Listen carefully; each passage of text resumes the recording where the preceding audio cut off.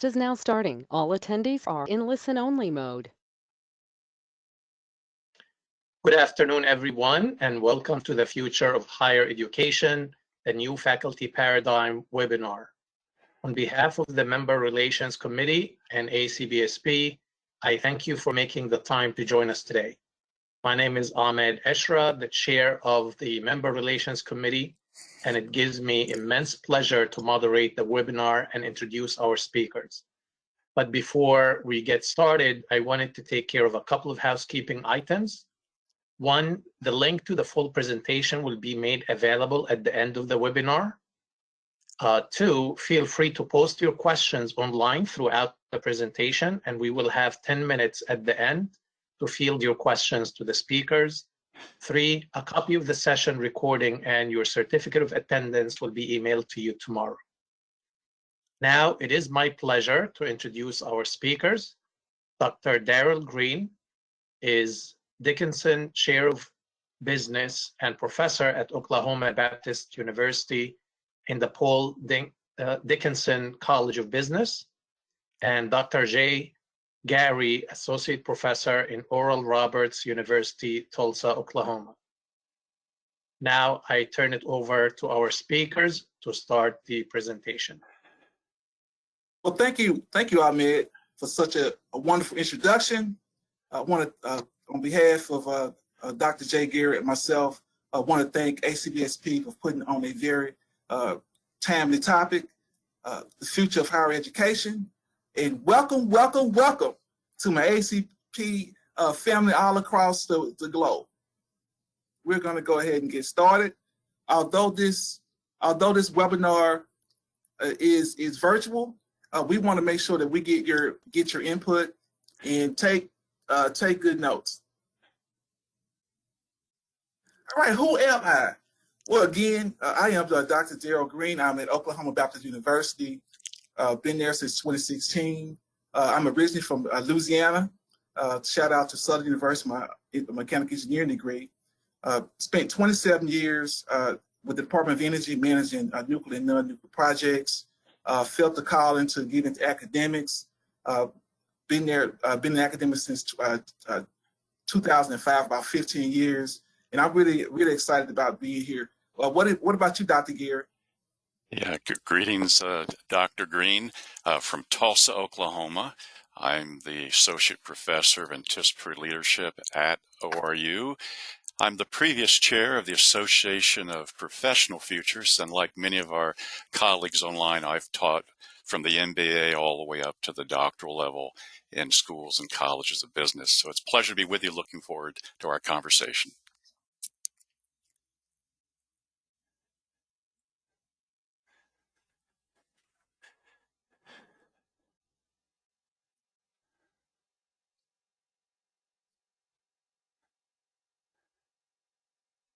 We have a compact schedule, our agenda. Where are we now? What are the challenges before us? Where are we headed? How ready are we for the future? So we're going to do our first interactive poll. I want you to look at this beautiful, colorful map, and I want you to find your place. And we just right now want to know who's in the room. So Diana, if you would just introduce the first poll for us.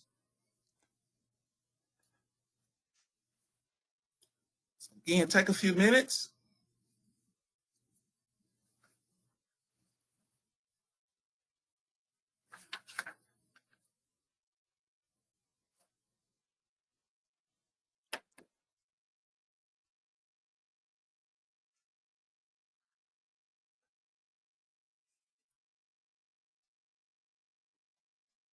All right, Diana, are we ready to show our results?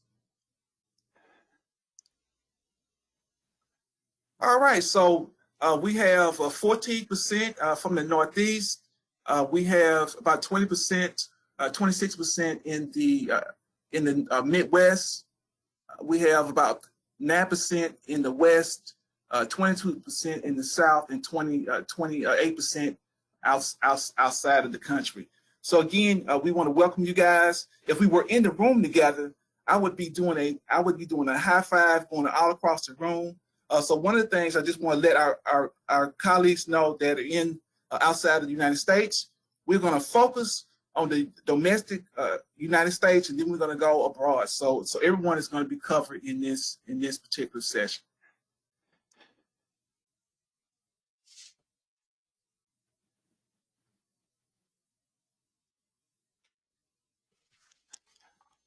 All right. So we're going to take our second poll. We're trying to see who is in here in terms of positions. So what is your position at your institution? So Diana, if you put that up, and we're just going to take a few minutes to find that out.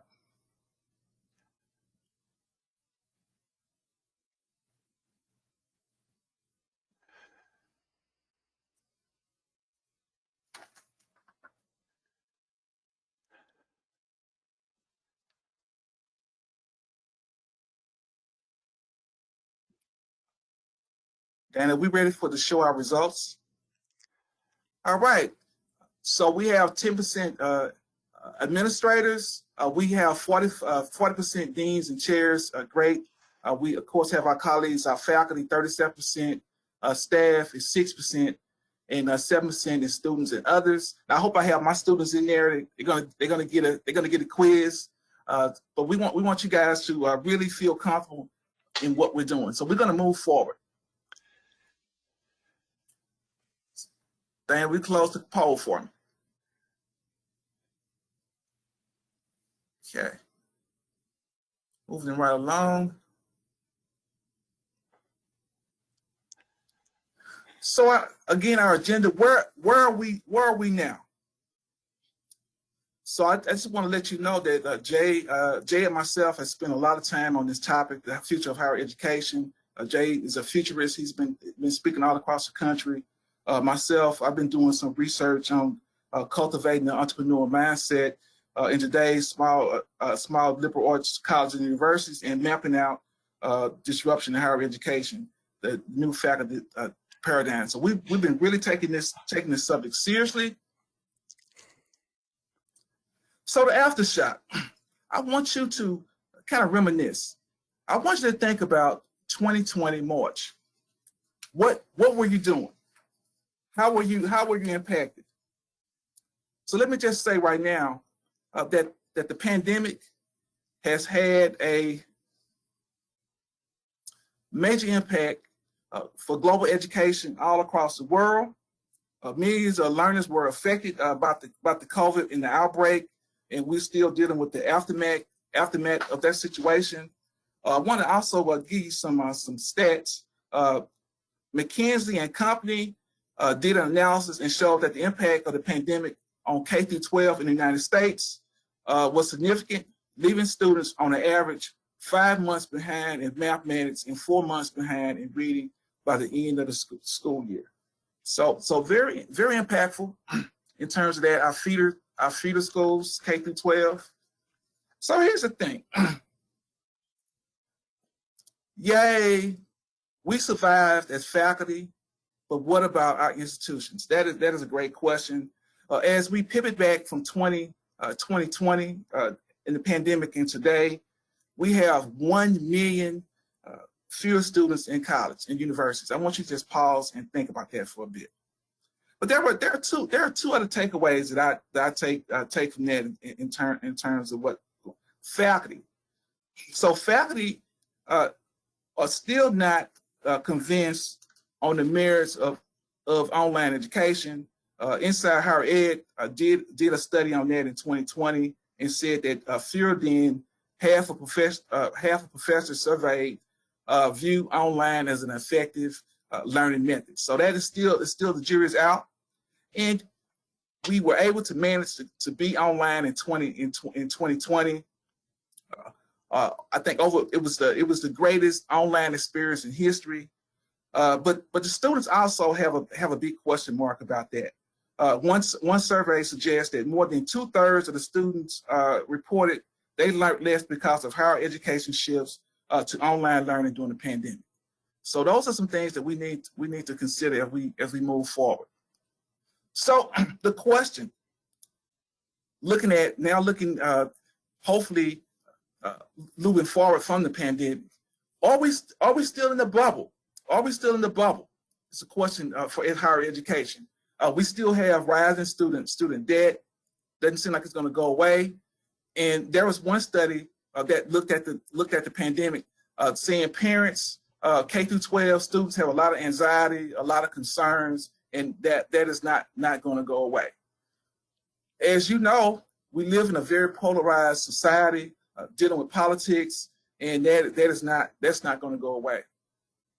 So even, let's be honest, as educators, as administrators, there's already been predictions about the state of higher education. Dr. Drucker made a prediction in 1997, and Dr. Christensen came in 2013 with a similar problem. So let's look at some of the things that COVID, I'd say, highlighted. They didn't. COVID, the pandemic itself, didn't create these situations. We have a lot of inefficiencies at our universities because of a lot of times we are based by discipline. There are a lot of communication breakdowns, and there is a lot of inertia about getting things done. And the consumer mindset is really changing right now. The sticker price, as I mentioned, is a problem. Discounting, aging infrastructure that exists right now, and students have a lot more alternatives in terms of that learning experience. And again, how do we restore that trust?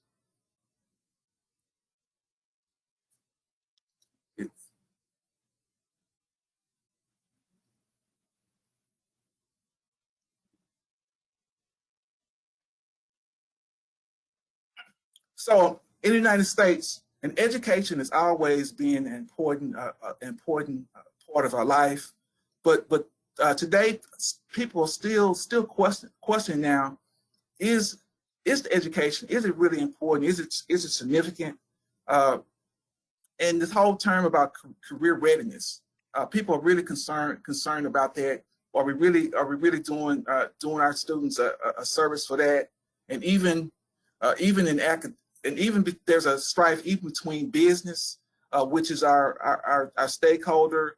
Businesses kind of question: are the students ready? Of course, universities say they are, and so that is the challenge that we face now in our country, in the United States.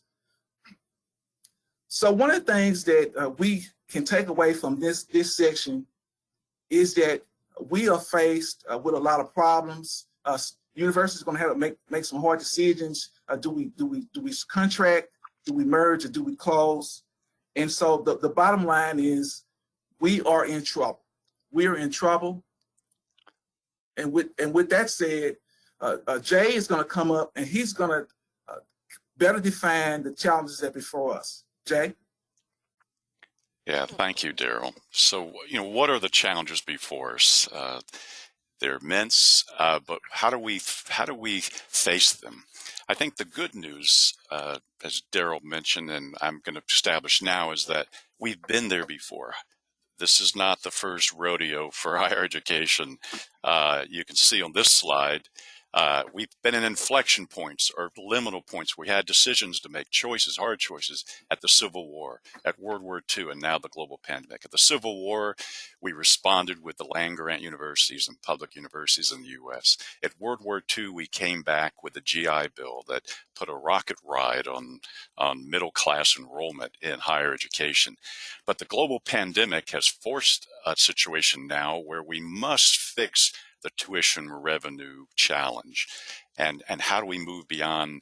If education has become a private good, how do we, rather than a public good, how do we move forward in our business models in higher education? And so, the challenges before us are threefold. I'm going to talk about students, about work, a new world of work, and faculty, who we are. First, students. There's a rising cost of attending college. You can see over the decades, the average cost of tuition now is up to $22,000. It would have been about $10,000 if it just increased at the rate of inflation. And the only expense that families and couples face higher in terms of inflation rising is medical expenses. And so college education, students are facing rising cost tuition. We're also facing a peak number of high school graduates. You could call it a demographic cliff.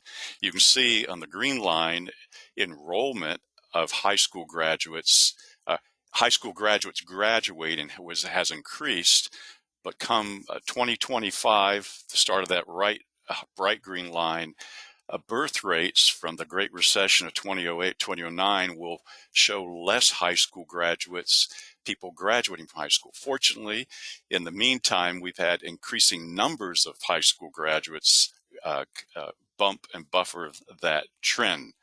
And so peak demographic cliff is a serious long-term situation for 18-year-olds entering higher education in the United States. A further reality check here at the post-pandemic vision is that our students, 75% are part-time. You may say, well, that not look like on my campus, but your campus may not be representative of students across the U.S. or in other contexts. And so 75% are part-time. That means they're working. They're earning in the brown professional suit here before and after they learn. So they're earning and learning, and the way in which we take care of their needs and address their needs needs to continue to shift. So we talked about high school, our supply chain, high school graduates. Here's the enrollment. It's been flat since 2010. Flat because of demographics, flat. Here you can see it's gone down to 2019 here. Graduates have stayed the same. So we have a challenge in terms of college enrollments. The easy rocket ride of higher education through the 90s and the first decade is over. We now have to confront that problem of enrollment. And so what you see here is a map of the United States. If you find your 14% of you in the Northeast there, or 30% in the South, if you find yourself in a blue state like South Carolina or Colorado or California, your enrollments are increasing 2 to 8%. If it's dark blue in a city like Houston or Atlanta, over 8%. But if it's yellow, if it's orange, if it's red, you're declining anywhere from 8 to 16% over this decade. That's causing, that's a great cause for concern, particularly from 18 to 24-year-olds. This does not reflect the non-traditional market, but enrollment forecasts demographically are shown to be going down, will go down.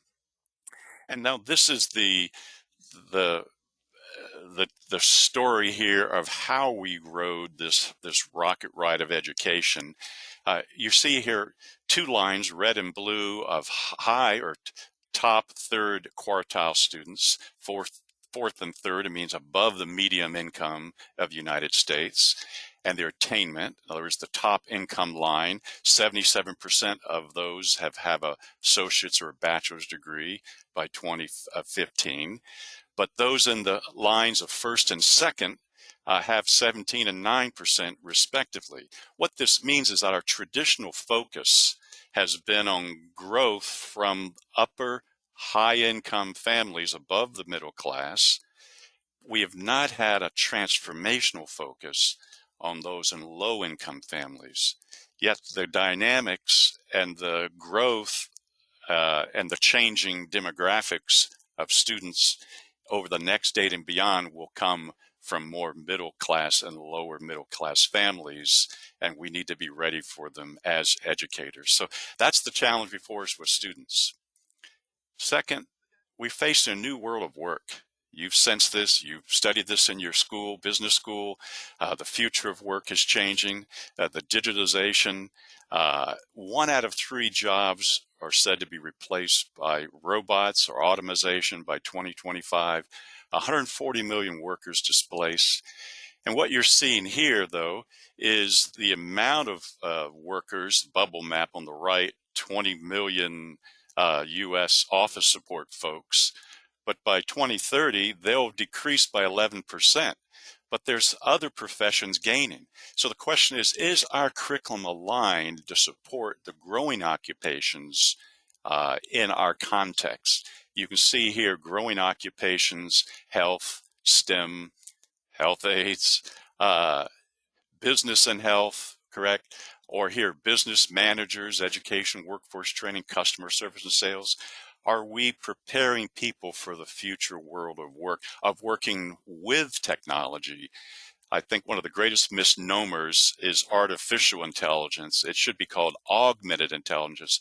Are we helping people to use technology in getting them ready for this new world of work? And so this is diagrammed by Lumina in 2015, really said well that we must upskill to outpace automation. That's the challenge of automation. Yes, there'll be displacement of some jobs, but the creation of more, net creation of more. But to take those high income and those high skill jobs needs more skill. And so here you see adequate education, a trend line that was projected. We would need adequate education by 2022 of 55% to outpace automation. On the present trajectory line, we're at 46. And so this gap between what we need in terms of getting ready for the work of tomorrow and what we have it can grow and is growing. And if it does, it's mass unemployment. It's a catastrophe. And so that's a challenge to higher education, working with automation through augmented intelligence. And now faculty, coming back home to us here. We inhabit an environment that increasingly no longer exists. The biggest threat to those working in college universities and video lectures, online tests, it's the fact we live in an institution perfectly adapted to the 1960s, 1970s, an environment that no longer exists. And so what that means is that we've adjusted in terms of the lack of state funding, the lack of funding in terms of rising cost of instruction by unbundling the faculty to contingent faculty. It's been necessary. 70% of all faculty in the United States are adjuncts, are part-time. That means short-term appointments, lack of benefits, lower wages, no promotional track, less job security. And then the faculty that are tenured or full-time are higher teaching loads, less academic freedom, less interaction among faculty, tenure to adjuncts, and a weak connection to the university. Like the Gig Academy says, we've seen the Uberization of higher education. It's been necessary to survive. The question is, this challenge before us, how do we move forward? And how do we see quality higher education continue?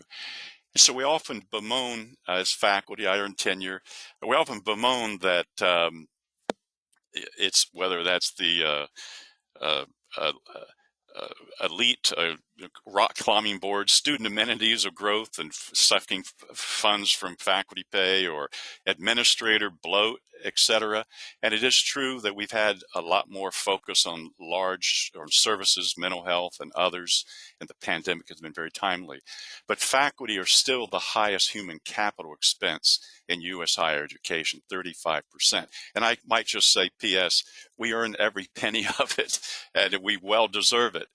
But the cost of instruction has gone up overall because of the needs of the students, and that will continue to go up as different types of students and different type of work emerges. And so here's a time at the midpoint of our chat today. How ready is your institution for the challenges before us? Let's bring up poll 3 and see what you say. How ready are you for these challenges of students, of work, and challenges to faculty?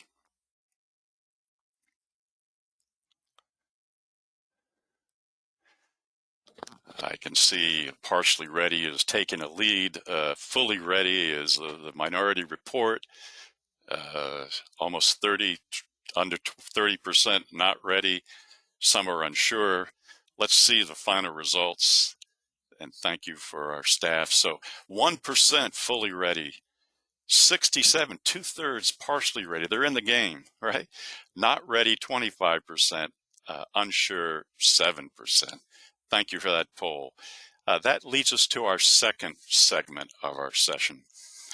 And the question is, yes, we're facing challenges, but is there a vision big enough that can we consider that the task ahead of us is greater than the challenges, and is the power behind us greater than the task ahead of us? And so I'm going to chat a little bit about where we headed and how can we go forward in this post-pandemic era. I think we need to establish the baseline. College today is 1.0. It's where cell phones were in 1983. All right, it's the brick. And cell phones were helpful in the car in the early 90s, or as an alternative to landlines. But the smartphone came around in 2007, and it increased the value of what we had in a landline phone, and expanded the definition of a phone, as you can see here: video and cameras and conferencing and recording and et cetera, up to $1 million value. And so what we see here, phones pushed out the productivity frontier from landline phones to smartphones, a higher non-price value, lower relative cost in terms of additional capabilities. It became an integral part. Actually, 2/3 of our undergrad students interact, particularly online, the area I'm in, through their digital mobile devices. The question is, for us, think of the future of higher education, what is College 2.0? What would that involve? How would we push out our productivity frontier? How would we keep prices the same but raise our productivity, the perceived value and the actual value to our students? So that question comes, we have to engage new markets. Now, I'm going to say something about the international market and those outside the U.S. a little bit. Let me talk to you about those domestically here in the or the after 25-year to 45-year adult market, working professionals, and what this means right now. If we're going to see a demographic cliff where a number of 18-year-olds graduating from high school and entering college are decreasing by 3%, 6%. Actually, during the pandemic, our enrollments decreased about 6% nationwide. And so if we're going to see that continue, not just the pandemic will recover some, but with going forward, why does the adult market make sense? And where is your institution in terms of partially ready or otherwise? How would we respond? First of all, you know that modalities of learning can come from campus, up to 29% digital.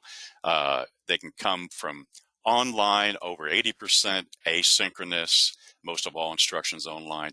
But they can come, as we learned during the pandemic, through remote virtual learning, but also even better, well-designed online learning that's blended with a flipped classroom. So this hybrid space becomes extra more valuable to reach the students and the new markets and the adult professional market as we move forward. So there's two paths to shape your business school. If you're going to raise up problem-based learning and business professionals, we're going to have to think in terms of two teams, the on-site team and the online team. Now, the online team needs to be thinking of workplace certificates, adaptive courseware, courses that change as you learn, competency-based. But on-site needs to be thinking of active classrooms, flipped classrooms, blended programs, more integration of students in the world of work before they leave school, and then those in terms of executive development, education, MBA, and beyond. And so this two paths we need to follow. It means we need to be including hybrid audiences at times, and give students choice of flexibility and modalities, even within courses or within pathways, within programs and degrees. You can see a bank of online students in the back, virtual, and then students here have devices they can interact during breakout sessions and others. So blended education needs to go. We need to see new steps in gamification. A lot of us are using CapSim for strategic management courses. We need to see other Gen Ed using Duolingo, other gamifying higher education. Gen Ed, That Dragon Cancer, great simulation on learning empathy of struggling parents with a kid with cancer. And this entire hype of the metaverse needs to be shaken and integrated realistically into higher education. And so we need to have a vision for the now post-pandemic. We need to have a vision for merging of our schools and universities as deans and administrators, but we also need to have a larger transformational vision for the 2030 and beyond. And that means what emerging businesses watch me go. So we need to have a 3-horizon vision. Now, we've all taught blue ocean strategy. You know, don't go where the sharks are nearby and they're near the shore. Let's go out to the blue ocean and see what opportunities are there. Prahalad talked about reaching the fortune at the bottom of the pyramid, right? And so in that case, a campus education, here's a vision. We have right now probably 250 million involved in higher education. On a glide path normal, 377 million by 2030. What if we thought about 1 billion? How would that change what we do if we had an overarching, a big, audacious goal? 84% of the growth is coming this last decade and this decade through the global south. 5 billion middle class. So it's not unrealistic to think, what about that middle class? Don't we need 20%, not just 6%, having a higher education by 2030? So we need to think about campus. We need to think about online. We need to think about alternative credit and building on working paths and prior learning assessment, others. We also need to think about free courseware and to reach millions up to billions in that regard. We need to think differently about who we are. We're not in the education business. We're in the transformation business of learners in tackling problems and creating a better world. Look at this, a business school at Thunderbird, you're well aware of, Arizona State. They've just received, with this type of vision, a $25 million grant to reach 100 million learners by 2030. If one business school can have that tenth of a vision to reach 1 billion, what can your school do? It won't be solved by technique. It's going to be solved by visionary, strategic leaders as deans, as administrators in higher education. So the inflection point you and I are facing is equal to what happened. So we're equal to happened in World War II, but it's not just fixing tuition revenue in small matters. It's large, incremental innovation, and at times radical, outside the sandbox, to reinvent higher education for a new day and a new season post-pandemic. With that, I'm going to turn the keys back over to Daryl to bring us home. Daryl, come on up and let me see. Give you the mouse, and we'll see you in a little bit. Thank you, Jay. As Jay mentioned, we live in uncertain times. There are so many disruptive forces before us. I want you to participate right here. I want you to raise your hand if you've heard administrators, faculty, and staff talk about the good old days. I have. In 2005, I was an adjunct at a liberal arts, well-respected liberal arts school in Tennessee. They would be facing disruptive change, financial problems, falling enrollment. Administrators probably did some of the same things that your administrators have done. They raised tuition. They solicited donations for alumni. But faculty and alumni were looking backwards to the good old days. Yet the future was before them. Well, this college closed in 2016. So we are going to focus on the future. We're going to talk about the opportunities that are before us.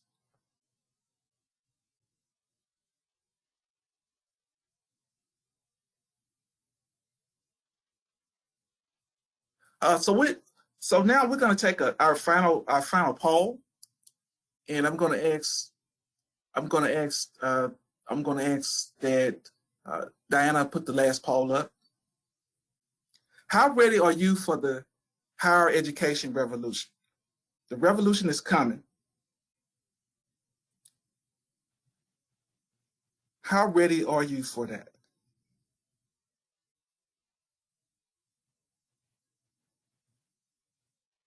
Okay, take a few more minutes. Diana, can you show us the results, please?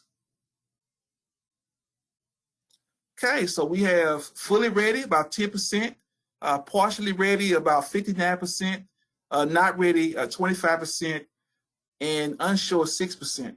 So this is what this presentation is. What did we do? How can we prepare ourselves for the future? You can close the poll right now. So we're gonna look at three different segments. We're gonna look at the faculty, we're gonna look at the institutions, we're gonna look at the schools. So currently, this is the faculty mindset, and I want to take you guys to Porter's 5 Forces. Porter's 5 Forces is something that we use in the business college to determine if something is favorable or unfavorable.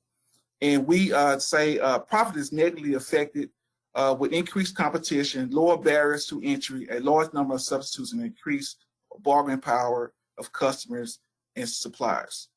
Faculty are in a very interesting place now, so I'm just going to cover those very quickly. Supplier power. So faculty exists today in a surplus market. There are a lot of faculties. We have failing enrollment, tenure, other alternatives to that. Tech resistance, those that want to create value, they go after grants, do research, and look at flip education. Also, the buying power. The buying power not really of the students, but the buying power of the universities. The buying power of the universities is very strong. They have, because of the downturn, again, we talk about the supply power for the faculty is low, but the buying power for the university, they have a lot more options. Also, rivalry. There's a lot of competition. A lot of people talk about universities and colleges, but there are a lot of other substitutes. As we mentioned, publishers are getting into the education business, different exchanges. Also, you have the threat of new entry again, right above education. There's a lot of opportunities to do that. So faculty find themselves in a very unfavorable market, according to Porter's 5 Forces. So why change? The world has changed. There's a need to change the faculty mindset. And so I would say to you, the entrepreneur mindset, most of you might consider innovation or creativity, but those are the things that are really needed in order to make those adjustments in a disruptive environment. So some things that you could do as a faculty person, expand, diversify your teaching delivery, look at hybrid, look at blended, look at online learning, showcase your expertise. So sometimes that means talking to the media, building a solid stream of research, and really building your brand. So the next part is the institutions.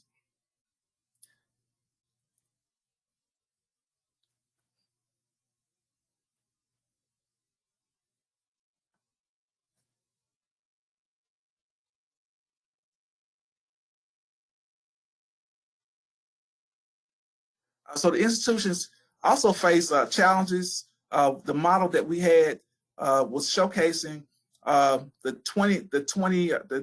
1950s model, where you have revenue is primarily focused on tuition, as opposed to future, where you have multiple people engaged in that scenario.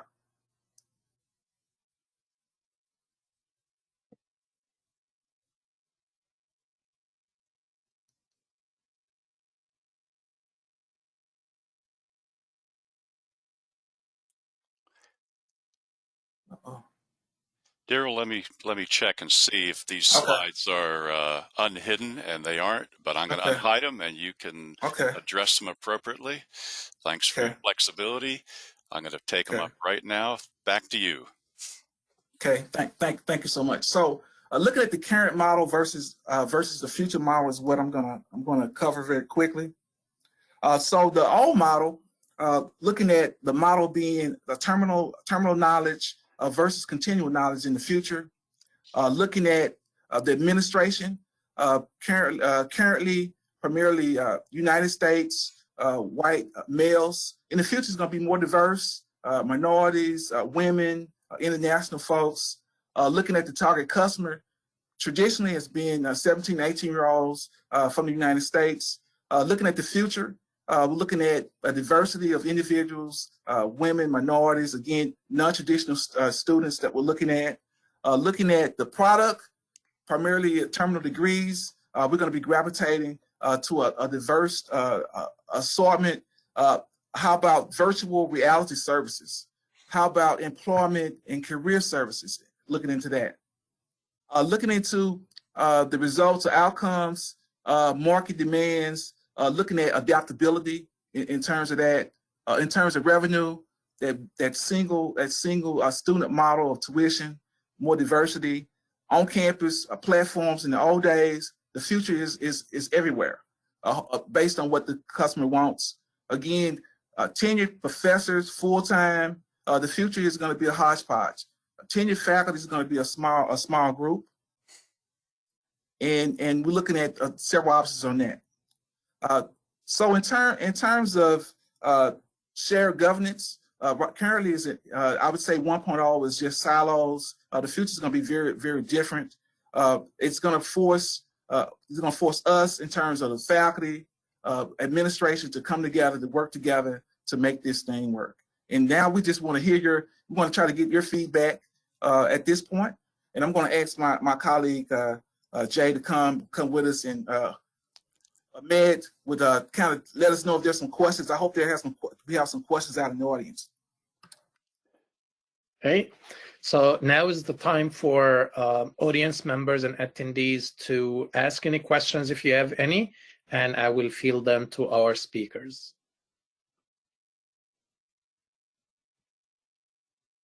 I want to mention that Jay and myself, you can always Google us, look at our institutions or our LinkedIn profile. We certainly would like to be a resource available to the community, especially ACBSP.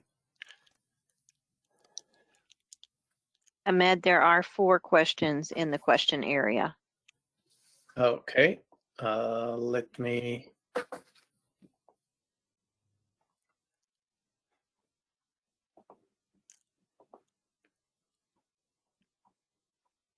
So the question area on my side, I don't see any questions, unfortunately. Would you be able to read the question, Diana, since I cannot see them on my side?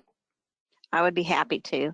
The first Okay. one comes from Doug Gilbert, and he's asking, could you speak to the idea of unbundling as noted in The College Disrupted by Ryan Craig? Will we see faculty unbundled from today's higher education model? I think, Doug, we've seen it, right? Of the last 3 decades or more, 4 decades in terms of student life professionals. We've seen it in health and wellness now. We've seen it obviously in athletics historically. The role of the faculty has been unbundled for quite some time. But I think the question you're asking is the second question, will we see universities without faculty? Well, like hospitals, right? We do have 70% contingent now, although all those contingents are usually employees in the U.S. context. But Daryl, comments on unbundling the faculty? Yeah. I mentioned it's already going on. I've been blessed to work with ACBSP and visiting other sites, and we already see scenario. Just recent scenario, you have 7 tenure faculty and 52 plus 50 of adjunct faculty. So I think the unbundling. I think another university you had the advisement taken away from the faculty. So I agree. It's already happening before us. Well, the caveat then is that always highest and best usage. I'm a dean, and your deans and chairs always thinking of that. The question is, how do we best deploy and do talent development among the faculty that we have, whether contingent or full-time residential? And that, I think, is a bright future. The question is, as some have been asked, how do we grow our faculty toward that higher end of College 2.0? Thank you, Doug, for your question. Okay, now I am able to see the questions. So there is a follow-up from Doug Gilbert. To add to my question, will you see universities without faculty, similar to hospitals without doctors as employees? Yeah, I think this depends on the growth of higher education. We used to think of in the corporate university, now for profit less so. but we do see in Udemy, Coursera, others, faculty are working for other platforms. The question is where accreditation goes with that and third-party arrangements with accredited bodies. And so how would that change or not? But obviously, the faculties can diversify their teaching modalities, also their different beyond contract responsibilities. But that I just want to. when Yeah, we I've go, just got just kind of. when we go to Uberization, totally, I don't know, right? So I just want to kind of piggyback on what Jay's saying is like, so we think about higher education, but I just think you need to probably disbundle that function also, because like organizations like LinkedIn is already offering education, and students are saying, do I really need to go to universities to get some of these skills? And really, that's really the degree is the hallmark of what most businesses consider to be adequate. But now, like IBM, they're branching out saying, well, you don't really have to have a college degree. And so those are some of the things I think going to make this very, very interesting in the next several years. Thank you. And we have a question from Jim Downey. Faculty in the US have a reward or an incentive system that is almost totally based on the old model. What incentive is there to change other than survival? Well, let me make some comments, turn over to Daryl, because he's on the ACBSP accreditation, coming to a school near you. Faculty respond, as we all know, at Dean Downey and others, through incentives in terms of payment, rank, yes, tenure partially, if that system exists. And so changing standards for faculty related to teaching for research and service. Our university just focusing much more on teaching, less on research. I think other universities can go the research route if their endowments are strong and their state, related, and they have that ability of faculty to get grants. And so it all depends on your capabilities today. And if you're looking at the transformational vision, how can you, and rather than getting the innovator's dilemma where you want to link the transformation A to transformation B, B being the long term, how can we create capabilities of faculty today that will still cannot be eroded tomorrow in the transformation vision we're pursuing? So that to me is the big question: talent development. Yeah, and I just think going back to my engineering days, 1984 to 1989. My professors really they love their students, but they didn't really care if we didn't get it. They didn't care about demographics changes. I think you have to be. I think majority of the universities are really subject focused and not student focused. I think that's going to change. And if you don't create value, and as Jay mentioned, value means a lot of things. Research, you got to continue your skills, and I think even tenure is being attacked. Because people want people to be up to date. People want to have some kind of expertise. So that's my experience on that. So Amir, we good on time. We got a few more to cover. We'll have enough time to answer so many of the questions that have been posted. So I'm really excited with the many questions that we have in our board. So the next question is coming from Leon Richards. Please speak more to new international markets for both students and faculty. Well, I'm can only answer that partially because I'm in the U.S. and only about 15% of our students are international, whether that's online or whether that's domestic.